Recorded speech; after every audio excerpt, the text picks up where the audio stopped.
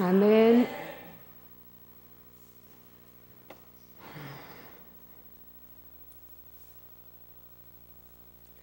네, 안녕하세요.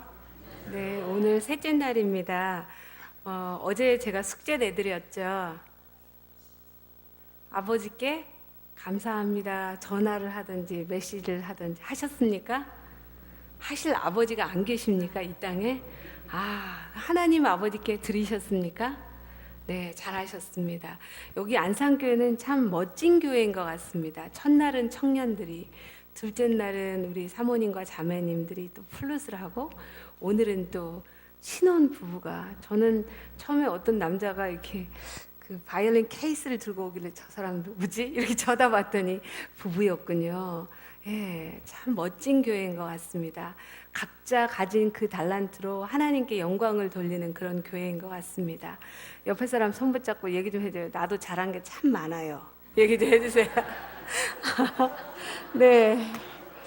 예, 아마 여기에 모든 각자의 그런 달란트로 그렇게 하시리라고 생각합니다. 오늘 말씀은요, 여러분의 자녀는 안녕하십니까?입니다. 여러분 자녀 낳으셨죠? 엄마가 되고 아버지가 되고 하셨죠? 자녀가 되기도 하시죠? 자녀를 낳고 후회한 적이 있습니까? 없습니까? 없습니까? 없군요. 야, 이 자식이, 이 자녀가 나에게 태어난 것이 정말로 좋다. 매일 그렇게 하시면서 사십니까? 훌륭하십니다. 저는 한때 그랬습니다. 얘가 왜 우리 집에 태어나가지고 나 이렇게 힘들게 하지? 공동묘지에 가서 확 바꿔왔으면 좋겠다. 이런 생각이 들었습니다.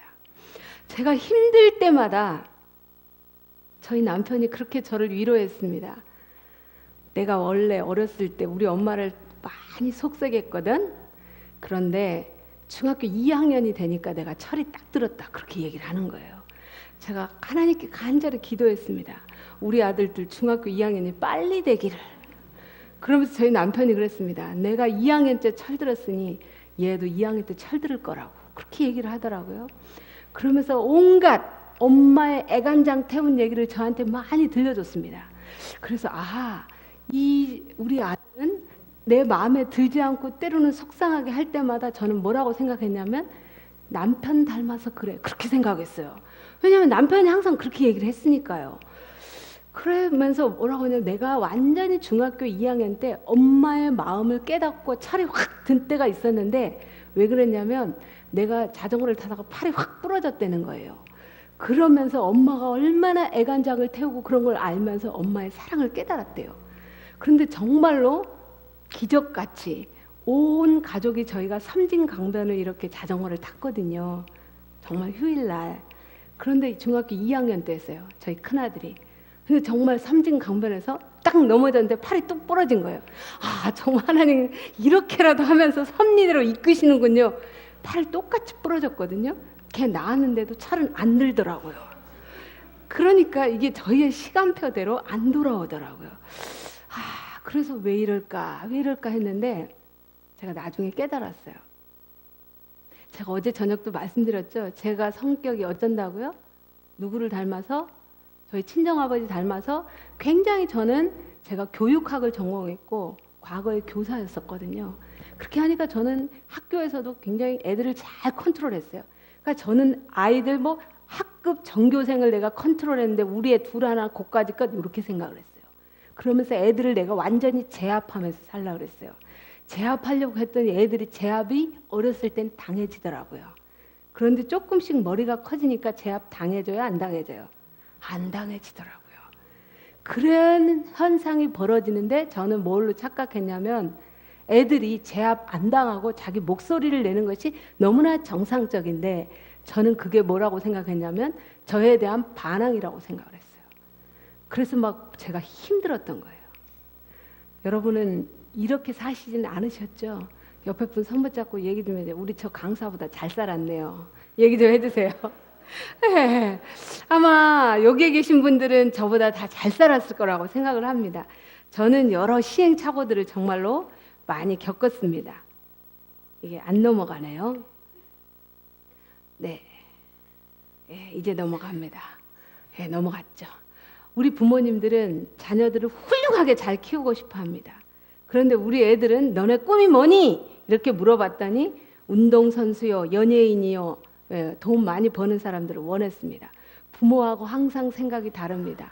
부모님은 어떻게 생각합니까? 얘야, 어렸을 때 뭐 해야 된다? 열심히 공부해야 된다. 공부는 다 뭐가 있다? 시기가 있다, 때가 있다, 이렇게 얘기를 합니다. 첫 시간에 제가 보여드렸죠. 보는 각도가 달라서 걔네는 그걸 느낀다, 못 느낀다? 못 느낀다는 것입니다. 그래서 부모님이 강목으로 똑바로 애를 묶어놓고 책상에 딱 붙여놓고 열심히 공부시키기를 원해요. 다 누구를 위해서? 누구를 위해서? 너를 위해서 그렇게 합니다. 그런데 얘는 뭐예요? 죽겠다 살겠다 난리를 칩니다. 그러면서 애들이 학교를 가면 뭘 경험하는가? 학교 폭력을 경험합니다. 초등학교에 이미 56%가 애들이 폭력을 경험하고 왕따를 경험합니다. 중학교 1학년 점점 더 심해집니다. 그러면서 애들이 성관계를 맺는데 첫 성관계를 몇 살 때 맺는다고요? 14.2세. 오늘날로 말하면 몇 학년? 중학교 2학년 때. 빨라도 너무 빠르죠? 예, 이때 아이들이 처음으로 성관계를 맺는 애들이 있더라고요. 우리 애들이 다 그렇다는 것이 아니고 통계에 의하면 이런 애들이 있다라는 것입니다. 여러분 너무 잘 아시죠? 북한에서 김정은이가 우리나라 쳐들어오지 못한 이유가 뭐라고요? 중학교 2학년 때문에. 예, 걔네들이 왜 그래요? 걔네들은 물불을 가리지 않기 때문에 무서운 아이들이에요. 뒤를 생각하지 않기 때문에, 결과에 대해 생각하지 않기 때문에. 그런데 그때 얘네들이 성적인 문제도 많이 일으킵니다. 2010년에서 2014년 9월까지 전국 초중고 학생 630명이 자살했어요. 3일에 1명꼴로 우리 애들이 뭐 하는 거예요? 죽어가는 거예요. 목숨을 자기 스스로 끊었다라는 것입니다. 3일에 1명꼴로 이렇게 아이들이 죽는데 어디가 가장 많이 먼저 죽는다? 고등학교 애들이. 그 다음에 중학교, 하다못해 누구까지도 초등학교 애들도 힘들다라는 것입니다. 너 왜 죽니? 왜 죽은가 쭉 살펴봤더니 가정 문제, 원인도 모르겠고 우울증이라든지 성적이라든지 진로 이런 것들로 학교 폭력으로 인해서 자살을 한다라고 합니다. 우리 애가 죽지 않고 살아있는 것만 해도 우리는 뭐예요? 고맙고 감사하고 기적이라고 생각해야 되는 거죠. OECD 주요국 청소년 행복 순위를 봤더니 우리나라는 저 꼴찌에 가 있죠. 우리 부모님들, 대한민국 부모님들 얼마나 열심으로 자녀 교육을 한지 몰라요. 그렇죠? 최선을 다하는데 최선을 다한 만큼 효과는 그렇게 썩 좋지 못한 것 같습니다. 아이들도 행복하지 못하다라고 하면서 5.5일, 다시 말하면 일주일도 안 되는 6일 만에 한 번, 6일에 한 번씩 존속살인이 벌어지는 것입니다. 며칠에 한 명씩 죽어가요? 6일에 한 명씩 누가 죽어가요? 엄마나 아버지, 누구 손에 의해서? 자식 손에 의해서. 지금 여러분이 숨을 쉬시고 이 안산교에 나와서 멀쩡하게 앉아 계신 것은 누가 안 죽였어요, 나를? 우리 자식이 날 안 죽인 거야. 엄청 5일에 누가 죽어 나간다고요? 자식 손에 의해서 부모가 죽어 나가는데 난 지금 뭐 하고 있는 거야? 멀쩡하게 살아있는 거야. 옆에 사람 손 붙잡고 얘기 좀 해줘요. 자식 아주 잘 키우셨습니다. 얘기 좀 해주세요. 정말 자식 잘 키우신 거예요. 그렇지 않아요? 정말 자식 잘 키운 거예요. 성도 여러분, 여러분은 어떻게 생각하면 우리 자식이 엄청나게 큰 효도를 하기를 바라십니까? 아니요. 요렇게만 해준 것도 굉장히 고맙고 감사한 일이죠. 내가 잘 살았구나. 하나님 감사합니다. 제가 열심히 신앙생활했더니 애들이 나름 열심히 살고 있네요. 청소년 범죄 연령이 점점 낮아지고 있습니다. 그래서 첫 검거 연령을 보니까 14세에 23%인 거예요. 중학교 2학년이 왜 무섭다, 김정은이가 왜 여기 못 쳐들어오는가, 그게 괜히 그냥 우스갯소리로 말하는 게 아니라 통계에 의해서 나온 얘기입니다. 그래서 이제 국가에서는 이렇게 생각했습니다. 아하, 14세 이때 이렇게 범죄가 악랄해지고 그리고 무서워지고 극악해지고 이런 걸 보니까 얘네는 더 이상 내버려 두면 아주 심하게 교도소로 왔다 갔다 하고 이 사회에 무리를 일으킬 수 있는 아이들이라고 판단을 한 것입니다. 그래서 그 전 연령대 아이들 같은 경우는 가정교육을 시키세요 이렇게 훈방 조치를 합니다. 그런데 이 연령대 애들이 범죄를 하면 국가에서 형사처벌을 하게 돼 있어요. 다시 말하면 이제는 더 이상 부모님들이 당신의 자식을 가르칠 수가 없으니 누가 가르치겠다? 법이 가르치겠다. 이렇게 얘기한 것입니다. 예, 현대 청소년은 이렇게 됩니다. 나이는 몇 대라? 10대라. 그런데 경험은 몇 대라? 30대라는 것입니다. 그러니까 13살짜리 애들이 이렇게 제가 뭘 알아? 다 압니다. 인터넷을 통해서 온갖 것들을 다 접합니다. 우리 애는 아무것도 몰라요. 상담해서 들어보면은 별 얘기를 다 합니다. 저희가요 가끔 학교에 성교육을 갑니다. 걔네들이요 그냥 일반적 성교육 얘기하면 재미없어 합니다. 다 알고 있는 거 또 말하고 있네 이렇게 얘기합니다. 우리 부모님들이 생각한 것보다 얘네들은 성적으로 훨씬 더 많은 것들을 압니다. 나이는 몇 살인데 10대인데 경험은 몇 대가 돼버렸다? 30대가 돼버렸다. 무서운 아이들인 것입니다. 깜짝깜짝 놀랄 일들을 하게 만드는 애들이 요 애들이라는 것입니다. 모든 대한민국의 부모님들이 우리나라 IT 강국이라고 얘기를 하죠. 그런데 그 IT 강국으로 인해서 돈은 많이 벌지 모르지만 가정에서는 집집마다 싸움이 벌어집니다. 뭐 때문에? 컴퓨터 게임 때문에. 게임 중독 때문에. 그렇지 않아요? 이런 문제 때문에 고통스러워합니다. 제가 이 안산교회 와서 놀란 것은 뭐냐? 청소년들이 여기 있는데요. 청년들이 있는데 예배 시간에 경청을 하더라고요. 예배 시간에 애들이 다 뭐 하고 있어요? 여기서 이렇게 하고 있어요. 심지어 학교에 가보면 책상을 뚫어놨어요. 휴대폰 크기를 딱 이만큼 뚫어놓은 거예요. 그리고 거기에다가 뭐예요? 밑에다가 딱 놓고 선생님 수업해라 그러고 나는 여기 있고 선생님 오면 책으로 딱 덮어놓고. 아시겠어요? 이렇게 사는 애들이라는 거죠. 그런데 여기 안산교회 애들은 뭘 하고 있어요? 말씀을 경청하더라는 거죠. 옆에 사람 손 붙잡고 얘기 좀 해. 우리가 아주 잘 키웠네요. 얘기 좀 해보세요. 네. 여기는 그래서 굉장히 희망이 있다라는 것입니다. 이거를 누가 보여줘야 되는가? 부모님들이 보여주셔야 돼요. 부모님들이요. 어떤 교회를 가보면 멀쩡하니 집에서 성경책도 안 읽어. 그런데 교회만 오면 목사님이 말씀하면 창세기부터 쭉 넘기고 계신 분들이 계셔. 말씀은 앞에서 선포되고. 그리고 어떤 분들은 또 교회 지남을 그렇게 탐독을 하셔요. 여기 오셔가지고. 또 어떤 분들은 이렇게 하고 계십니다. 딱 처음부터 자리를 앉으실 때 이렇게 팔짱을 딱 끼시고 그리고 눈을 딱 감으세요. 그렇게 하고 계시는데요. 목사님, 안산교회는 경청하는 자세가 너무 좋아요. 어떻게 이렇게 되셨나?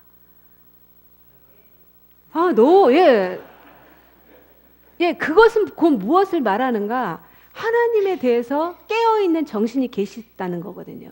그런데 애들아, 예배 잘 드려라. 애들아, 신앙생활 잘해라. 백날 첫날 얘기해도 10살 이전 애들은 부모 말을 들어요.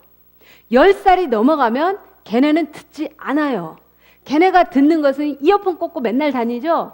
가요 듣고 지네가 듣고 싶은 음악을 듣지 부모 말을 듣진 않아요. 몇 살이 넘어가면 10살이 넘어가면 그때는 걔네는 뭘로 하냐면 눈으로 보고 판단해요. 부모가 말한 대로 사나 안 사나. 제가 어제 말씀드렸죠. 고등학교를 졸업함과 동시에 신앙을 떠난 애들이 태반이라고 76%라고. 그렇죠. 걔네들이 왜 그래요? 부모가 말씀한 거 하고 교회 지도자가 얘기한 거 하고 집에서 생활한 거 하고 적이라거나 그리고 그것들이 뭐예요? 참 웃긴다라는 모습들이 보여질 때마다 이러려면 신앙생활 뭐하러 해? 애들은 그렇게 생각한다라는 거죠. 그런데 여기 계신 분들은 삶으로 보여주신 것 같아요. 옆에 사람 손 붙잡고 얘기 좀 해줘요. 우리가 꽤 괜찮은 사람들이거든요. 얘기 좀 해보세요. 네, 꽤 괜찮으세요. 정말로 그러세요. 네, 그래서 우리 청년들이 여기에 어른들의 모습을 그들은 말하지 않지만 다 지켜보고 판단하고 있거든요. 왜냐하면 왜 10살이 넘어가면 그렇게 되는가? 10살이 넘어가면 피아제의 발달 이론에 의하면 형식적 조작기가 돼요. 형식적 조작기가 된다는 것은 뭔가 자기 머릿속에서 비판 정신이 생긴다는 거예요. 그 전에는 비판 정신이 생기지 않고 무조건 스펀지처럼 흡수를 하죠. 그런데 그 이후가 되면 비판 정신이 생겨서 이것은 맞고 저것은 틀리고 이런 생각들이 그들이 난다라는 것입니다. 그러면서 그들이 말한 거하고 행동한 거하고 어떻게 다른가 본다라는 거죠. 우리 엄마들은 열심히 하지만 자기 스스로 늘 만족스럽지 못하게 생각합니다. 사도행전 20장 9절 말씀을 함께 보도록 하겠습니다. 읽어보시죠. 시작. 유두고라 하는 청년이 창에 걸터 앉아 있다가 깊이 졸더니 바울이 강론하기를 더 오래 하매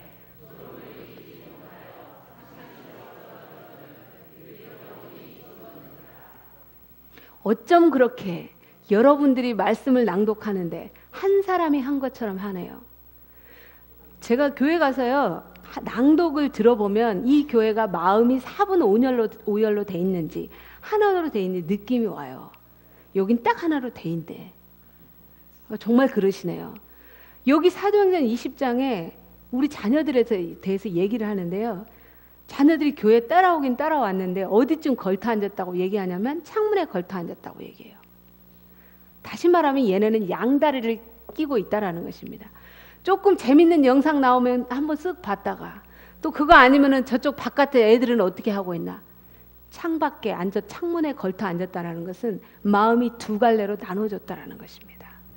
오늘날 조금 전에 설명드렸던 것처럼 우리 애들이 현실적으로 교회에 와서 앉아있기가 쉽지 않는 세상 속에 살고 있어요. 과거에 우리들은 우리의 정신을 빼앗기는 일들이 많지 않았어요.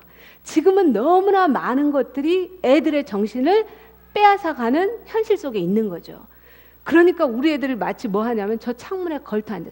믿음의 자녀이기 때문에 부모 따라서 이 교회에 오긴 왔는데 여기에 앉아있지 못하고 어디쯤 걸터 앉아있다? 저 창문에 걸터 앉아있어요. 여차하면 세상으로 떠날 것이고 여차하면은 어떻게 한다고요? 교회를 박차고 나갈 태세를 하고 있는 창문에 걸터 앉아있다라는 것입니다. 이것이 오늘날 우리 자녀들의 모습이라는 거죠. 그래서 우리 부모님들이 제가 많은 부모님들을 만나는데 우리 부모님들이 걱정이 태산이 언제냐면 중학교, 고등학교 갈 때는 대학 가기를 원해요. 그리고 그 다음부터는 이제 고민과 걱정이 뭔가 3,6대학을 보내놓고도 걱정이에요. 제가 그런 애들을 많이 만났습니다. 집에는 목사님의 딸인데 집에는 다 안식일날 교회 간 걸로 해놓고 자기는 뭐예요? 자취방에서 뒹구는 것입니다. 모르죠? 부모는 눈에 안 보이니까. 그렇게 사는 것입니다. 우리 부모님들이 자녀가 이제 20대 후반을 넘고 30대가 되면 이제 걱정이 되는 것입니다. 아들이면 믿지 않는 며느리 데려오면 어떡할까? 그러지 않아요? 그러면서 내 자식이 신앙 안 하니까 믿는 며느리라도 어떻게 해서 신앙으로 끌어들여 볼까? 점점 자녀의 나이가 많아지면 많아질수록 부모의 하나의 근심이 남더라고요. 뭔지 아세요? 우리 자녀가 제대로 믿음 생활 할까? 이런 걱정들 많이 하더라고요. 많은 사람들이 그렇게 보내기를 원했던 스카이, 예, 서울대, 연대, 고대, 예, 한 장로님의 아들이 연대, 의대를 갔어요. 그런데 그 장로님이 모든 사람들이 부러워했죠. 어쩜 그렇게 훌륭하게 자식 공부를 잘 시켰냐고. 근데 그 자식이 지금 40대 중반이 됐는데 교회 안 나와요. 교회 안 나간 것도 가슴이 아픈데 결혼도 안 하겠대요. 독신으로 있어요. 그 장로님이 기뻤던 순간은 합격 통지서 받고 그때 그 순간이었지. 그 다음부터는 걱정과 근심인 거예요. 지금 그 아들이 40대 중반이 되었는데도 여전히 그 아버지는 누구를 걱정해야 돼? 40대 중반이 되면 누구를 걱정해야 돼요? 자식이 부모를 걱정해야 돼요. 그게 발달 단계상 맞아요.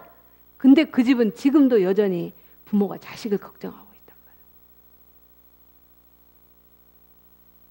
많은 분들이 그 걱정을 하세요. 우리 자녀가 과연 제대로 신앙을 할 수 있을까? 유두고가 그렇게 걸터 앉아 있다가 뭐 했어요? 똑 떨어져서 죽었단 말이에요. 우리 애들이 뭐 할 수 있어요? 저기에 걸터 앉아 있다가 우리의 모습들을 보면서 실망하고 똑 떨어져서 죽을 수 있는 애들이 많이 있다라는 거죠. 여기에 계신 어르신들 중에서도요, 장년들 중에서도 적당히 걸쳐 앉아 계신 분들이 계세요. 제가 여기 의자가 없어서 못 보여주겠는데 양다리 걸치신 분들이 많으세요. 마음이 조금 동하면 교회 왔다가, 조금 마음이 조금 뭔가 심란하고 뭐 일이 잘 안 풀린 것 같으면 교회 안 나왔다가, 마음에 요동함이 있어요. 창틀에 걸쳐 앉아 있는 거죠. 여차하면 떠날 사람, 조금 괜찮으면 교회에 좀 머물러. 항상 그 사람은 뭐예요? 안정감이 없는 사람이죠. 똑 떨어져서 죽을 사람들이 누가 많이 있다? 우리의 자녀들이 많이 있고 우리들이 있다라는 거죠. 그런데 예수님은 똑 떨어져서 죽은 한 사람을 살리십니다. 저게 똑 떨어져 버린 사람, 그 죽은 사람을 살리세요. 어떻게 살리는가? 예수님은 나중에 변화될 모습을 그리면서 제자들을 교육하셨는데요.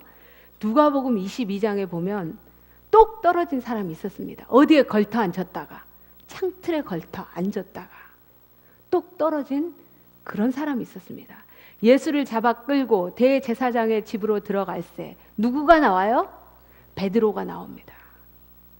베드로는 정말로 열심히 있었을 때는 막 물불을 가리지 않고 하나님을 쫓아가겠다고, 하나님의 아들 예수를 쫓아가겠다고 했어요. 그러다가 어느 날 마음이 심드렁해지고 자기 기분이 묘해지고 그러면 또 심드렁해졌다가 왔다 갔다 한 사람이었습니다. 여기 계신 분들 중에서도 그러신 분 없으세요? 자녀 교육 열심히 하나님이 가르쳐준 대로 열심히 시켰는데 걔들이 잘 안 되면 아이고 이것도 소용없나 봐. 아휴 헛짓 됐네. 또 어쩔 때는 목사님의 말씀을 듣고 뜨거워져가지고 나 이제 열심히 해야지.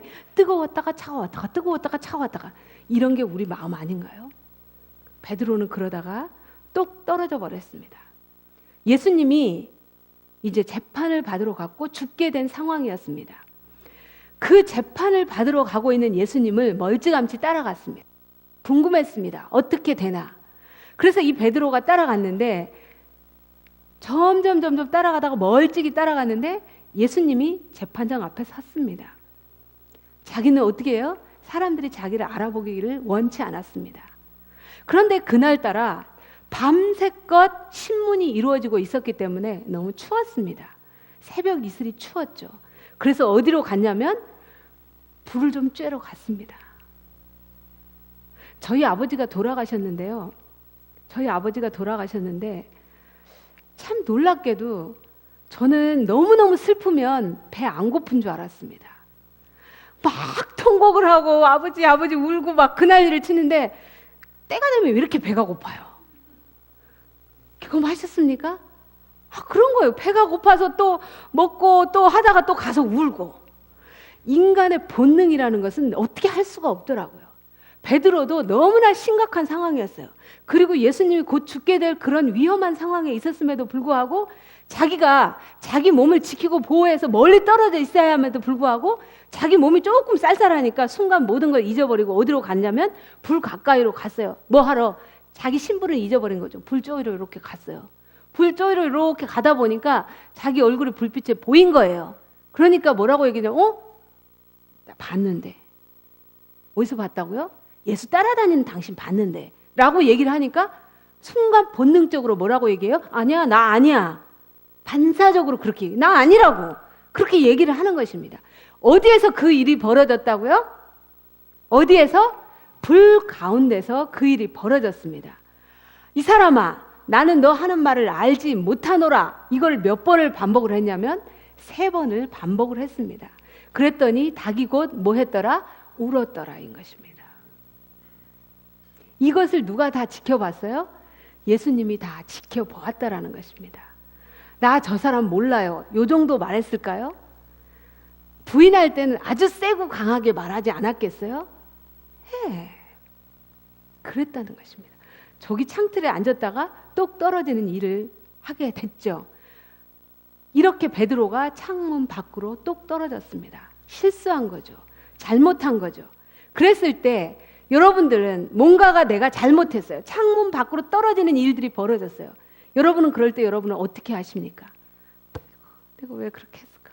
막 이렇게 하십니까? 나는 죽어야 돼. 이렇게 하십니까? 어떻게 하십니까? 뭔가 잘못했고 후회스럽고 실수한 일을 했었을 때 여러분은 어떻게 하십니까? 반성하십니까? 아, 주여 또 잘못했습니다. 뭐 이렇게 하죠. 예, 이렇게 합니다. 그런데 많은 사람들이 뭔가가 잘못됐을 때, 실수했었을 때 두 가지 반응으로 나타난다라고 합니다. 첫 번째는 뭐냐면 자기 비난 기능이 있다라고 합니다. 실수하고 잘못했을 때.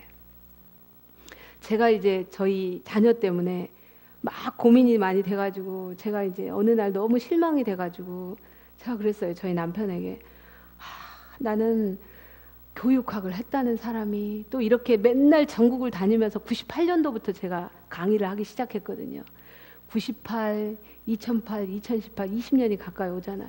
난 도대체 내가 말만 잘하지 입만 벌리면 큰 소리만 땅땅 쳤지 나는 도대체가 집에서 하는 꼴은 이 모양이라고 막 제가 제 자신을 한탄을 했습니다. 그랬더니 저희 남편이 그러더라고요.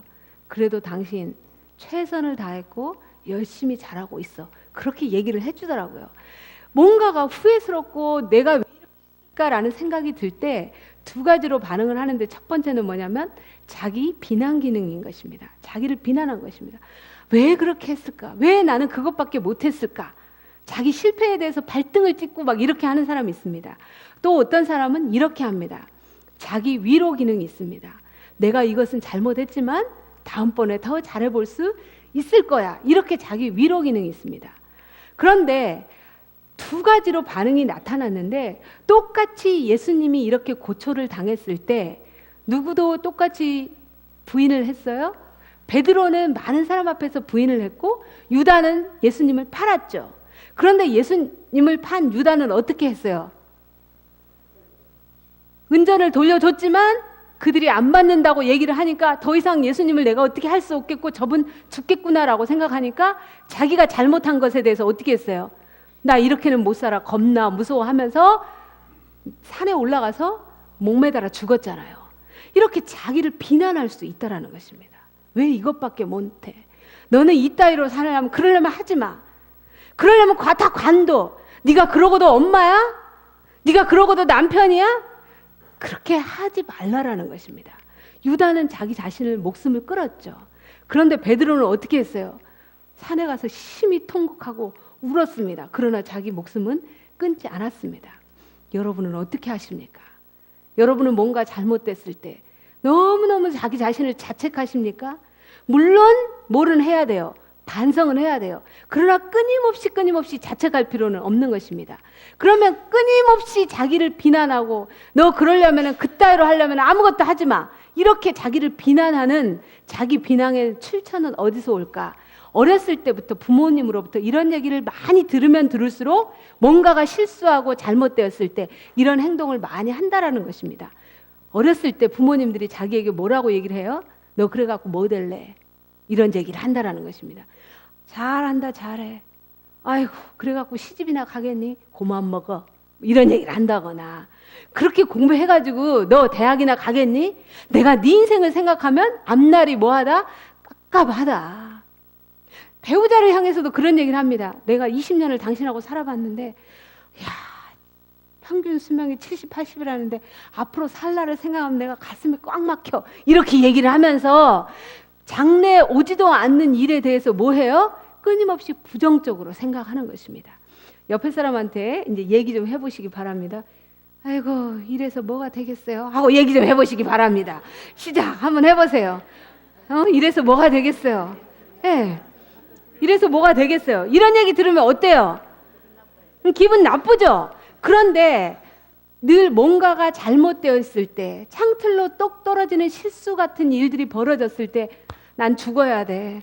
나 이러니까 안 돼. 나는 도대체 되는 일이 아무것도 없어. 늘 이런 부정적 생각이 많으신 분들 있죠. 그리고 무슨 일을 만나면 긍정적인 면보다 부정적인 면들이 빨리 보이신 분들이 있죠. 무슨 얘기를 직원에서 꺼내도 아유 그거 될까? 이런 것들이 먼저 오신 분들이 있죠. 항상 부정적이고 항상 걱정 근심이 먼저 앞서시는 분들은 자기 머릿속에 늘 이런 얘기들이 많았다라는 것입니다. 아유 내가 걱정이다. 어떻게 하면 좋대? 뭐 이렇게 나를 보면서 부모님이 또 어떤 분들은 이제 자식한테 그런 말 하면 안 되니까 말하면 안 되니까 말은 안 해요. 근데 이제 비언어적 메시지로 애를 보면서 밥 먹고 있는 모습만 보고 뭐 이렇게 하는 모습만 봐보다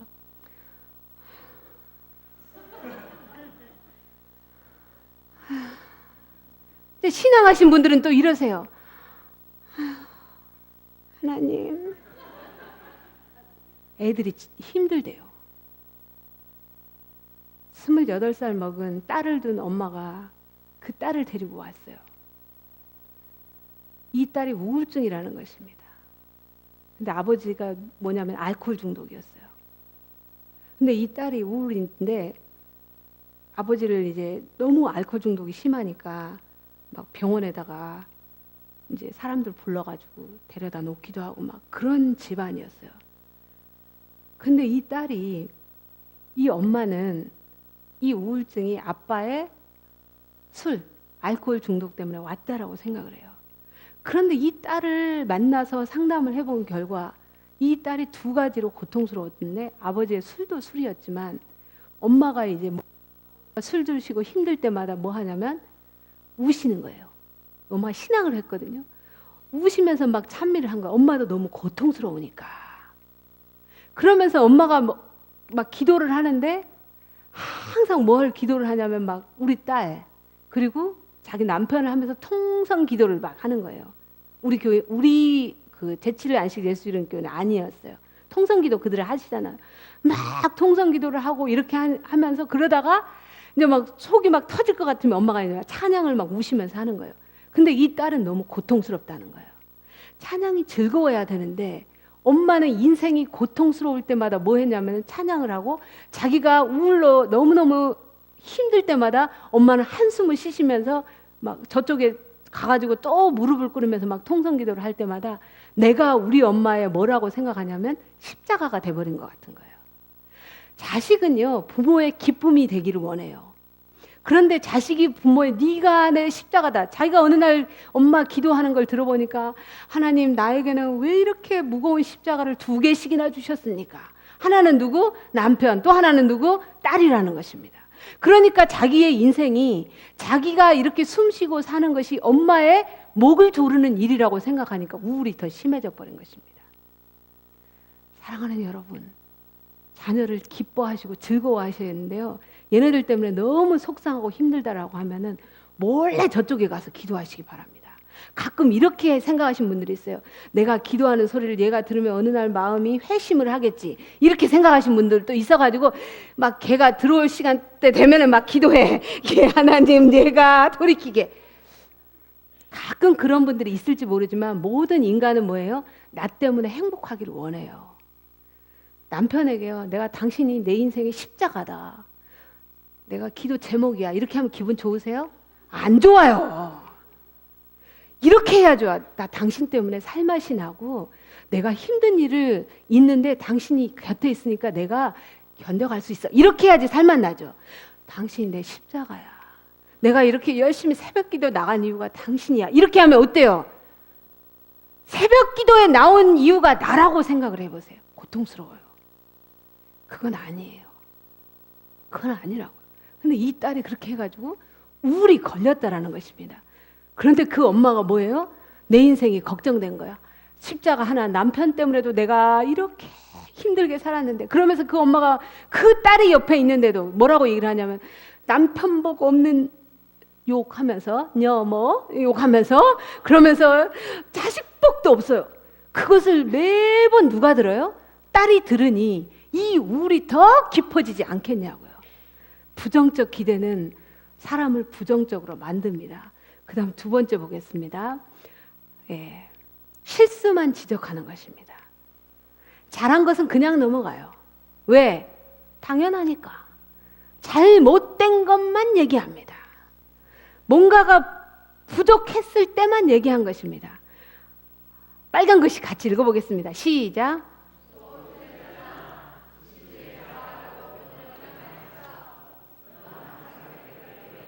예, 애들이요 물 먹다가 안 엎지르고 잘 먹었을 때는 아무 소리 안 합니다.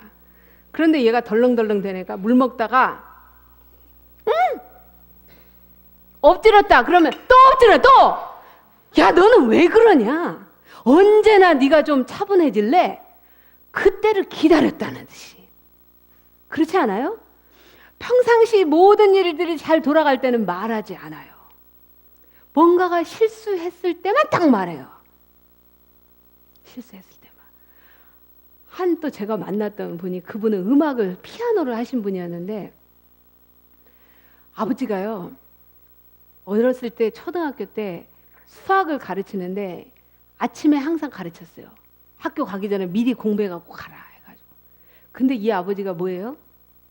얘가 이해를 못하면 밥을 안 먹이고 이제 풀어야 돼. 아시겠어요? 그런 분들 여기 계시지 않았어요? 아니십니까? 나는 어려워서 못 가르쳤습니까? 그런데 그러니까 얘는 뭐예요? 학교 갈 시간은 자꾸 하는데 아버지는 이제 그런 거 다 잊어버리세요. 네가 이거 알아야 돼. 알고 가야 된다는 거. 그러니까 이 아버지는 목표 지향적인 거죠. 그래가지고 아버지가 뭐예요? 항상 자기가 이제 쫄아지는 것입니다. 뭐가 잘못됐는가. 근데 얘가 피아노를 전공을 하려고 얼마나 교수님한테 열심히 해가지고 달달달달 외울 정도로 해가지고 시험 보러 갔어요. 이제 실기 시험을 보잖아요. 그런데 막상 갔는데 딱 거기 앉는 순간 정말로 저한테 그러더라. 아무 생각이 안 난다는 거예요. 손만 발발발발발발 떨리고 그 다음에 이제 걱정이 이제 이래갖고 우리 아버지한테 집에 가서 난 죽었다. 이 아버지 자수성가하신 분이었거든요. 자수성가하신 분들 무서워요. 왜냐하면 늘 철저하게 살았던 분들은 자녀들도 철저해야만 하거든요. 근데 얘는 약간 좀 한 곳이 비내였거든요. 그러니까 얘가 그날 가서 피아노 건반에 손가락 하나를 터치를 못하고 그대로 앉았다가 울고 나왔어요. 그러면서도 뭐라고 얘기냐면 결혼을 했는데 콩나물을 무치다가도 콩나물 대가리 다 떨어진다? 아빠가 어디서 이렇게 얘기한 것 같아요. 그 아빠 돌아가셨거든요. 뭘 하더라도 아빠가 너 그거 또 그렇게 하고 있니? 라는 소리가 귓전에서 들린 것 같아요. 우리 아버지 어디가 있는데? 무덤에 가 있는데. 뭐 하니까 늘 이거 잘못했다. 저거 못했다. 젖다랍니다. 송곳 같은 사람이에요. 예, 지적을 잘하신 분들 있죠. 그분들은 뭐 어떤 사람이라고? 송곳 같은 사람. 송곳은 늘 이렇게 찌르시죠. 예, 그 옆에 가면 무서워. 예, 실수만 지적하고 이렇게 당하는 아이들은, 이런 집에서 자랐던 애들은 시행착오가 겁나서 잘 뭘 해보려고 하지 않아요. 혹시 여기 계신 분들 중에서 여러분의 자녀가 엄마 나 이거 해볼래? 엄마 안 할 거야. 이거 아니야 난 그거 싫어. 다시 말하면 적극성이 떨어지는 애들 있죠. 여기 앞에 나와서도 틀릴까봐 발발 떠는 애들 있죠. 이런 애들은 뭐가 있는가? 소심하다고 우리가 보통 얘기하죠. 부모가 뭘 많이 했던 애들?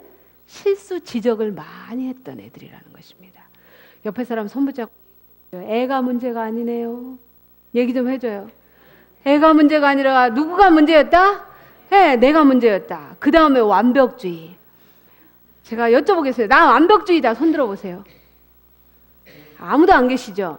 완벽주의인가 아닌가 한 가지 딱 판별 요건이 있습니다. 내가 시키는 대로 안 하면, 제대로 안 해놓으면 내가 화가 찍 올라온다. 그러면 완벽주의예요. 무슨 뜻인지 아시겠어요? 네. 여기 신혼부부인데 여보 양말 제대로 벗어나? 뒤집어 놓지 말고. 이렇게 내가 3번 말했어. 근데 다음날 또 해놔서 왜 그래? 이렇게 말하면 나는 완벽주의인 거야.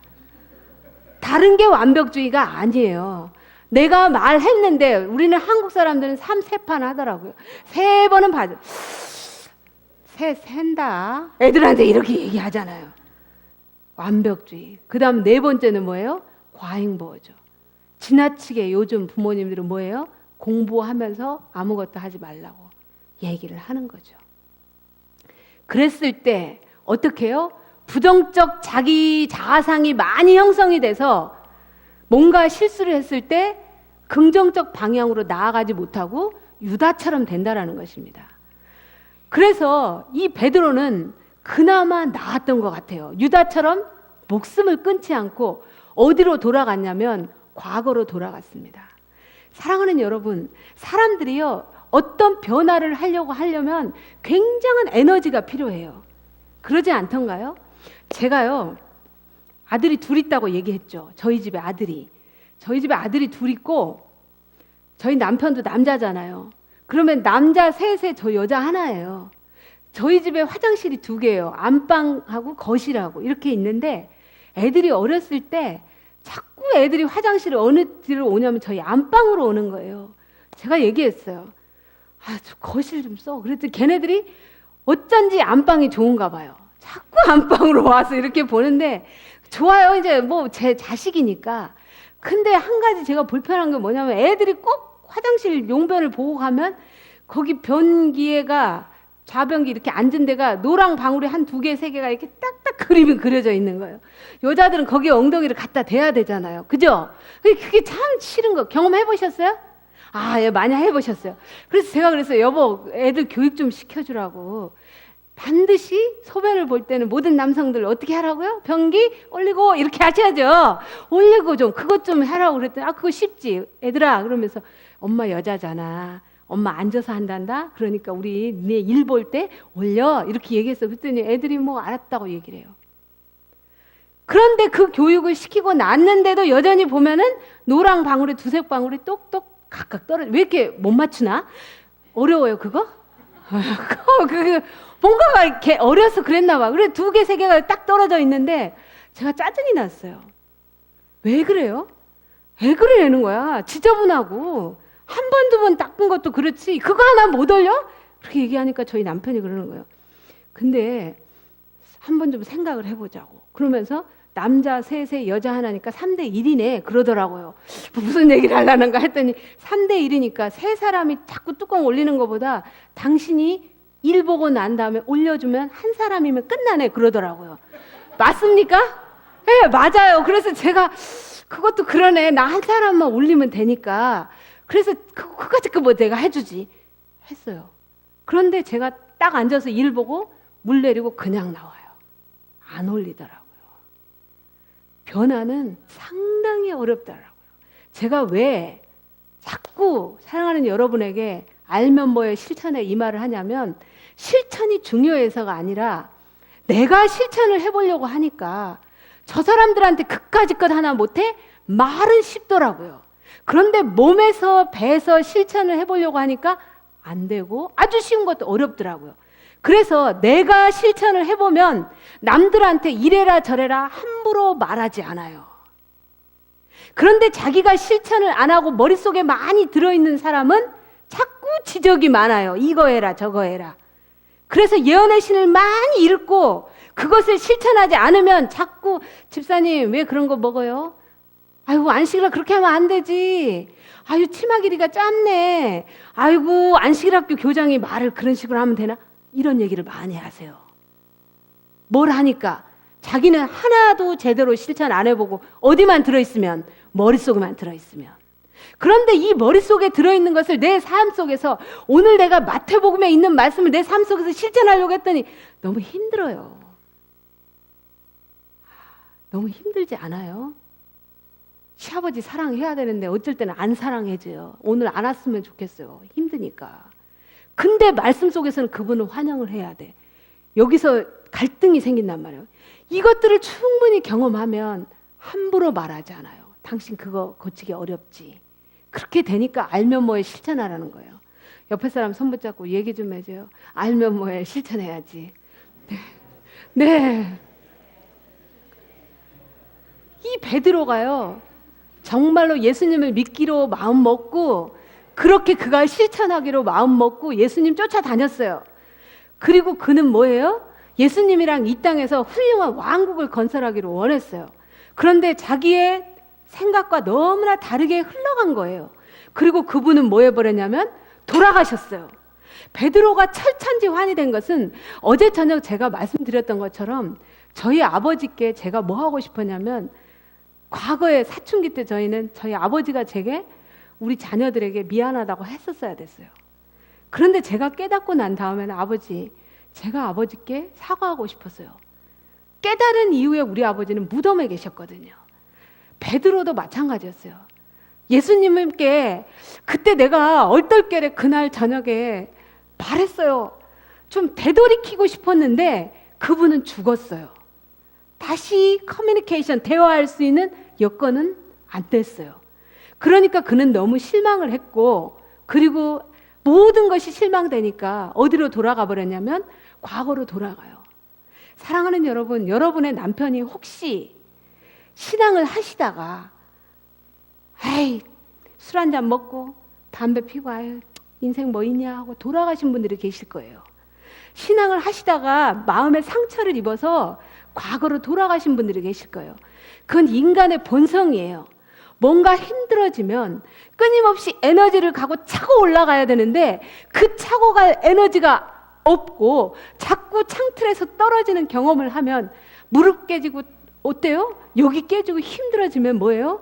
가장 쉬운 것은 그대로 내버려두면 옛날로 돌아가는 거예요. 그래서 담배를 끊었다가 다시 피는 것은 너무 쉬운 일이에요. 그러나 그 끊은 담배를 계속 가는 것은 아주 어려운 일이에요.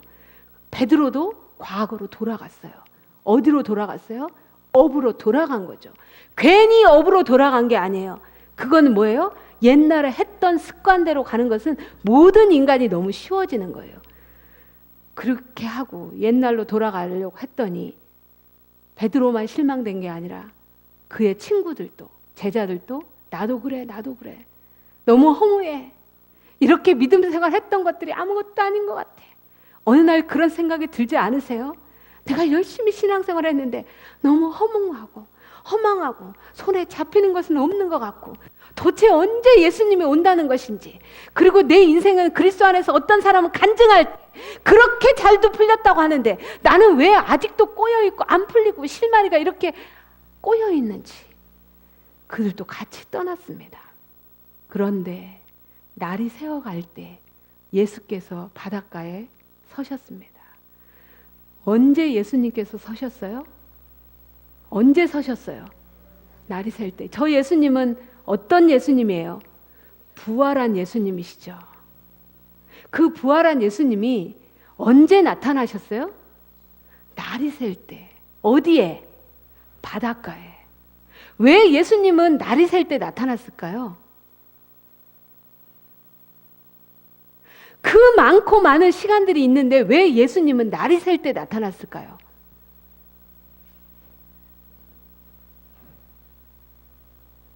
예수님은 아셨습니다. 베드로가 예수님을 부인할 때 그 타이밍이 언제였어요? 새벽이었어요. 왜 그랬어요? 뭐째로 갔다가 불째로 갔다가. 왜? 추워서. 밤새껏 밤이슬을 맞고 몸이 축축해지고 추웠어요. 새벽이 되니까. 그런데 이 베드로는 고통스러웠어요. 제가 저녁에 조금 시간이 가도 되겠습니까? 예, 오늘 저녁 자녀는 조금 가겠습니다. 저희 아버지가요, 위암으로 돌아가셨거든요. 그런데 첫 진단을 받았을 때 뭘로 진단을 받았냐면 폐기종으로 받았어요. 폐가 나빴어요. 그런데 그 진단을 받을 때 대학병원을 제가 모시고 갔는데 저희 오빠가 저한테 좀 부탁을 했어요. 예약을 해놨으니 가라. 우리 아버지 너무나 건강했고 아무 일 없이 그냥 정말 건강검진을 받으러 갔어요. 그런데 병원에서 무서운 얘기들이 나오기 시작한 거예요. 그 다음부터, 그리고 이제 뭐 우리 아버지 이제 병이 이제 이렇게 진전이 되면서 투병 생활을 하기 시작을 했죠. 그런데 그리고 우리 아버지는 돌아가셨고 제가 어느 날 저도 병원을 갔는데 뭐가 있다는 거예요. 그러면서 의사가 정말 그런 의사는 정말 안 좋은 것 같아. 차라리 뭐라고 말하면 이상하네. 왜 이러지? 이러고 뭐 계속 혼잣말을 하는 거예요. 저는 마취된 사람도 아니고 멀쩡하니 다 듣고 있는데 보면서 계속 얘기를 하는 거예요. 그래서 제가 얼마나 불안하겠어요. 그러면서 어디로 가라고 얘기를 하는 거예요. 근데 제가 그 다음 병원을 2차 진료를 하러 가는데 운전을 하고 가는데 다리가 후들후들 떨리는 거예요. 그리고 우리 아버지가 갔던 그 병원을 제가 동일하게 갔어요. 그런데 그 다음 해부터는 그쪽 병원 근처만 지나려고 하면 제가 계속 뭐가 떠올라요? 아버지의 병, 제 문제. 그 장소를 저는 뭐 하고 싶어요? 그 병원을 피하고 싶어요. 그래가지고 그 병원에 누가 환자로 입원해 갖고 계신다라고 하면 가기 싫어요. 자꾸 그 상처들이 생각나니까 피하고 싶어져요. 제가 무슨 말씀을 드리는가 하면은 어떤 나에게 고통을 주고 어려움을 줬던 그 장소는 안 가면 돼요. 돌아가면 돼요. 그렇잖아요. 그 장소는 피할 수가 있어요. 그런데 뭐는 피할 수가 없냐면 시간은 피할 수가 없어요.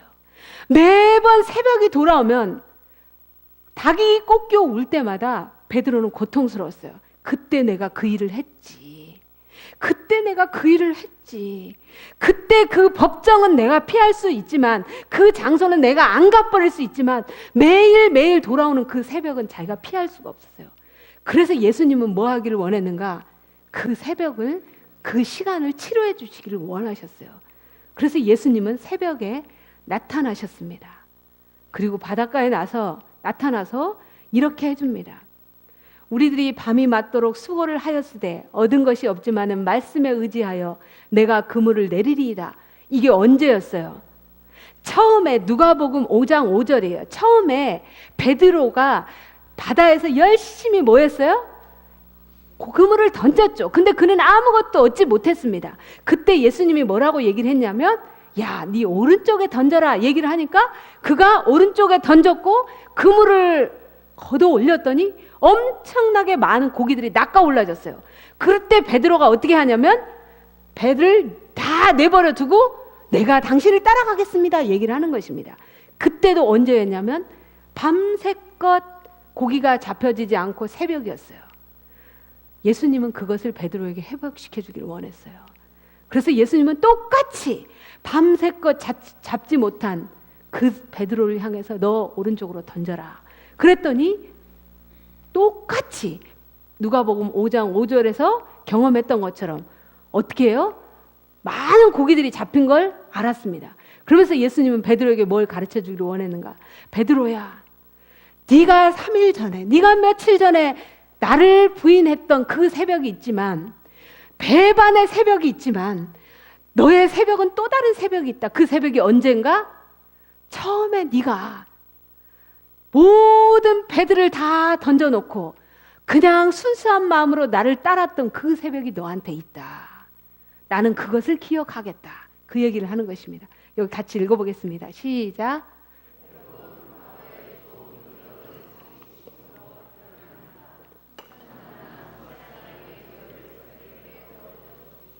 여러분, 예수님은 베드로에게 두 새벽이 있음을 알았습니다. 배반의 새벽이 있었고 그가 모든 것을 다 버리고 순수하게 예수님의 제자가 되겠다고 따랐던 새벽을 압니다. 그분은 무엇을 포커스를 맞췄는가? 너의 그 첫사랑을 내가 기억한다. 그러나 너의 창에서 떨어지는 일들은 내가 기억하지 않겠다라고 얘기를 하는 것입니다. 여러분, 둘이 결혼해서 살 때 처음에는 좋아서 만났죠. 그 첫사랑을 기억을 하면서 지금 힘든 순간이 있을 때마다 그래도 그 사람이 좋았던 적들이 있었지. 여러분의 자녀를 어때요? 키우다가 사춘기 아이고 갖다 버려 마라 이런 순간이 있었을 때 그래도 얘가 나에게 행복을 주었고 좋았던 시절이 있었지. 그 첫사랑을 기억하시기 바랍니다. 그 사람이 과거에 잘했던 것들을 기억하시기 바랍니다.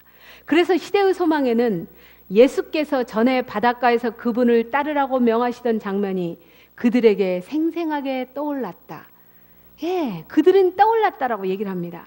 그러한 장면을 그들의 마음속에 떠오르게 해서 그 인상을 깊이 심어주기 위하여 그분은 다시 똑같은 이적을 베풀었다라는 것입니다. 아, 너 이제 나에게 가슴 아프게 했었던, 네가 실수했었던, 네가 잘못했던 건 난 다 잊어버리겠다. 나는 뭐만 기억하겠다? 네가 과거에 잘했던 것만 기억하겠다. 저는 이런 예수님이 좋습니다. 제가 부모 역할을 하면서 너무 잘못했던 것들이 많아요. 정말로 되돌이키고 싶은 것들이 많아요. 그런데 그분이 뭐라고 얘기를 하는가? 그래도 네 마음의 동기를 내가 그것만 기억하겠다. 네가 어떻게 잘못하고 이런 것들은 내가 다 잊어주겠다. 잘해보려고 애썼던 그 마음만을 내가 기억하겠다 라고 얘기합니다. 예. 그러면서 뭐해요? 보겠습니다. 베드로에게 이르되 주시라 하시니 시몬 베드로가 벗고 있다가 주라 하는 말을 듣고 겉옷을 두른 후에 바다로 이제 뛰어내립니다. 같이 이 말씀 보겠습니다. 시작. 육지에 올라와 보니 숯불이 있는데 그 위에 생선이 놓였고 떡도 있더라. 예수님은요 얼마나 멋지신 분인가 하면은 아까 베드로가 어디에 얼굴이 비쳤어요? 불빛에 비쳤죠. 그들은 무엇을 피웠어요? 숯을 피웠어요. 그래서 그 숯불을 볼 때마다 베드로는 또 상처가 떠오르고 생각났습니다. 그렇죠? 그런데 예수님께서는 뭐 하는가? 숯불을 똑같이 피워놨습니다. 베드로 기억나지? 이 숯불. 너 이제는 내가 나타났으니까 나한테 잘못했다고 사과하련? 그런 숯불이 아니었습니다. 이 숯불을 피웠는데 그 숯불 위에 뭘 올려놨어요? 생선이 있고 떡도 올렸습니다. 그러면서 너네 밤새껏 먹지도 못했지. 내가 뭐 해주겠다? 먹여주겠다라는 것입니다. 그러면서 이 숯불을 보면서 뭘 기억을 해라? 내가 십자가 지기 전에 마가의 다락방에서 내가 뭐 했다? 밥상을 펼치셨잖아요. 예수님은요 내일 돌아가시려고 하면서 뭐 했냐면은 식탁을 준비하셨어요. 내일 여러분 내일 죽으신다면 여러분은 오늘 뭐 하시겠습니까? 여러분의 자녀하고 뭐 하시겠습니까? 그분은 뭐 온갖 생각이 많지 않았겠어요? 나 내일 죽는데 이 제자들하고 마지막 밤을 보내는데 마지막 밤을 여러분은 어떻게 보내시겠습니까? 그분은 12 제자들하고 다락방에 만찬을 준비하셨습니다. 그러면서 또 그분은 그것도 모자라서 자기를 다 배반하고 떠나는 그 제자들, 과거로 돌아갔던 그 제자들 다시 불러 모아서 또 뭘 준비해요? 식탁을 차리시는 것입니다. 옆에 사람 손 붙잡고 얘기 좀 해줘요. 반찬에 신경 좀 쓰세요. 얘기 좀 해주세요. 뭐 하라고요? 집 반찬에 신경을 쓰셔야 돼요. 왜냐하면 같이 읽어보겠습니다. 시작. 식탁은 재단인 것입니다. 여러분의 가족 식탁이 그저 그렇게 아무것도 아닌 것입니다. 배가 고프니 배나 채워야지 이런 것이 아닙니다. 예수님은 그 식탁을 어떻게 차리셨어요? 포도즙을 주면서 나의 피라고 얘기했어요. 떡을 주시면서 나의 살이라고 얘기를 했어요. 여러분은 콩나물 오늘 무치면서 어떤 마음으로 무치십니까? 아이고 이 인간이 왜 집에서 새끼나 먹어? 이렇게 하면서 무치십니까?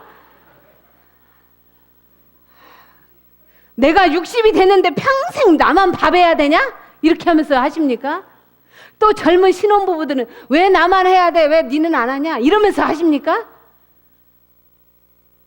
예수님은 식탁을 차리실 때 그의 피와 살을 다 주셨습니다. 그것을 먹고 제자들이 이 세상을 뒤흔드는 그런 제자들이 되었던 것입니다. 우리의 부모 역할을 잘한다는 것은 무엇인가? 우리의 자녀들이 안녕한다는 것은 무엇인가? 우리의 식탁이 영적으로 살아나야 되는 것입니다. 우리의 식탁이 가정의 식탁이 살아나야 되고 어디의 식탁이 살아나야 되냐면 이 안상교회의 안식일날 먹는 점심 식탁이 살아나요. 집사님들이 왜 이렇게 자주도 돌아와? 왜 남자들은 안 하고 맨날 여자들만 해야 돼? 무슨 죄가 이렇게 많아? 이거 좀 없애버리면 안 될까? 나는 식사당 빼주세요. 밥 안 먹을래요. 이러십니까? 안식일날 식사하는 것은 단순히 배만 채우는 게 아닌 것입니다. 예수님은 말씀으로 먹이셨고 식탁으로 똑같이 영혼을 담으셨던 것입니다. 옆에 사람 손 붙잡고 얘기 좀 해줘요. 우리 집 반찬 신경 좀 쓸게요. 얘기 좀 해주세요. 신경 쓰셔야 돼요. 특히 젊으신 분들 애들을 뭐예요? 김밥 재료 사다가 김밥 싸려면 돈이 더 많이 들어요. 24시 김밥에서 1,500원짜리 사면 돈 엄청 절약돼요. 상품을 먹이는 거지 음식을 먹이는 게 아닙니다. 우리 애들이요 밖에 음식을 더 좋아해요. 물론 그게 더 맛있다고 하죠. 뭐가 많이 들어가 있으니까. 조미료가 많이 들어가 있으니까. 그 사람들은 철저하게 뭐 해요? 이 사람이 이걸 먹고 이 사람이 체질이 어떻고 이것이 짠 게 많이 들어가면 되고 안 되고 이런 생각 하지 않습니다. 상품을 파는 거죠. 어떻게 해야 돼요? 음식을. 우리 남편이 신경질이 많다. 우리 남편이 예민하고 까탈스럽다. 옆에 사람 손 붙잡고 얘기 좀 해줘요. 영양이 부족해서 그래요. 얘기 좀 해주세요. 뭐가 부족하다고? 영양이 부족하다고. 그래서 그런 분들에게 뭘 많이 해야 돼요? 맛있는 걸 많이 만들어 드리셔야 돼요. 우리 가족이 자꾸 싸움이 많고 좀 신경이 예민해진다 그러면 뭐해요? 얘들아 맛있는 거 만들어 먹자 이렇게 하셔야 돼요. 교인이 자꾸 찌깍빠고 이렇게 뭐가 한다라고 하면 뭐해요? 맛있는 걸 자꾸 나누셔야 돼요. 직원회의 한다라고 배 골게 많이 하시면 안 돼요. 배를 듬뿍 채워놓고 직원회의 하시는 거예요. 그래야지 빨리 끝나요. 콜롬비아 대학의 카사 연구에 의하면 청소년과 부모 각각 1200명을 대상으로 조사했어요. 일주일에 5번 이상 가족 식사를 하는 10대는 일주일에 2번 먹은 애들보다 어때요? 흡연 경험률이 32%, 담배 피고 술 먹고 마약하는 애들이 이렇게 낮아진다고요. 뭘 잘 먹이니까? 집밥을 잘 먹이니까. 집밥 챙기셔야 돼요.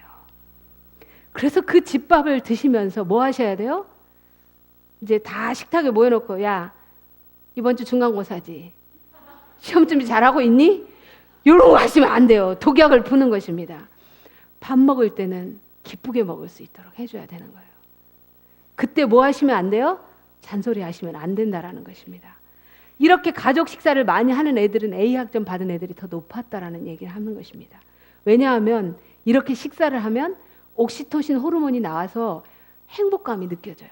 그래서 외도를 많이 한 사람, 외도하신 분들 아시겠죠? 이 여자 저 여자 쫓아다니는 벌처럼 쫓아다니시는 사람들이 어디 가서 딱 머무르는가? 입맛이 맞는 곳에 머무른다는 거죠. 그래서 부부싸움 하더라도요. 뭘 해야 돼요? 뭘 해야 돼? 나 밥 안 해. 나 부부싸움 하면 청소도 하기 싫고 밥도 하기 싫어요. 그쵸? 옆에 사람 손 붙잡고 얘기 좀 해줘요. 싸울 때 싸우더라도 먹이고 하세요. 얘기 좀 하세요. 어떻게 하라고요? 싸울 때 싸우더라도 반드시 뭐 하라고요? 먹이고 하라는 것입니다. 여기 세자녀 지도법 읽어보겠습니다. 시작.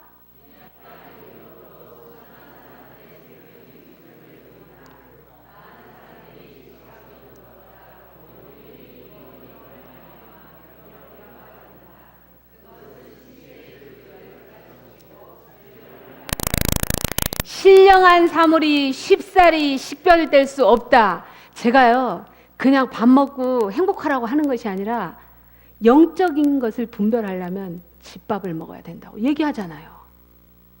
그러지 않아요? 영적인 것을 먹으려면은 밖에 음식을 자꾸 먹고 돌아다니면 돌아다닐수록 영적인 것이 이 속에 안착을 못한다라는 것입니다. 이게 화이선지자의 얘기예요. 다시 말하면 부모의 말씀에 순종하고 싶은 생각이 들려면 어떻게 해야 된다고요? 음식을 단순하게. 밖에 음식 자꾸 이상한 것들 많이 먹이지 말라라는 것입니다. 그래서 어디에 신경 쓰라고요? 반찬에 신경 쓰라는 것입니다. 그래서 예수님께서는 부활하시고 하실 일이 얼마나 많으세요? 그렇지 않겠어요? 얼마나 중요한 일이 많겠어요? 그런데도 뭐해요? 첫 번째 그가 했던 것들이 돌아가시기 전에도 음식을 차려서 먹여주시고 부활하시고 제일 첫 번째 제자 만나서 하신 일이 뭐냐면 숯불에다가 음식 차리셨어요. 그리고 그들을 뭐 했어요? 먼저 먹이고 영적으로 채워주셨다라는 것입니다. 그렇게 먹이신 것입니다. 그렇게 했더니 쭉 넘어가겠습니다. 그렇게 했더니 어떻게 됐냐면 베드로가 회복이 됐습니다. 회복이 되고 난 다음에 예수님으로부터 내 양을 먹이라 하면서 베드로는 그리스도께서 그날 그 부활하시고 갈릴리 해변에서 만난 그 경험 때문에 그는 완전히 겁쟁이에서 나중에 어떻게 되냐면 예수님은 이렇게 십자가에 달려 돌아가셨잖아요. 자기는 거꾸로 달려서 죽겠다고. 그 이후로는 완전히 사람이 변화됐습니다. 여러분의 자녀가 변화되는 길은 아주 간단한 것입니다. 뭐부터 실천해라? 집밥을 먹이는 것부터 실천해라. 두 가지다. 육신의 집밥을 먹이시고 거기에다가 뭘 또 하라고요? 영혼의 집밥을 먹이시라는 것입니다. 영혼의 집밥은 얘야 신명기서가 이렇다, 마태복음이 이렇다, 말씀이 필요가 없어요. 여러분이 말씀이 대로 우리 애들이 앞으로 이렇게 살아가기를 원하는 대로 내가 집에서 뭐 하셔야 돼요? 보여주시는 것입니다. 옆에 사람 손 붙잡고 얘기 좀 해줘요. 알면 뭐야, 실천해야지. 예, 그렇게 실천하는 그런 집들은 내가 변하고 누가 변하게 돼 있다? 자녀가 변하게 돼 있다. 그래서 저희 집이 행복한 가정이 됐고 저희가 행복한 가정 아카데미가 된 것입니다. 여러분의 가정도 그렇게 되기를 바라면서 모든 말씀 마치도록 하겠습니다.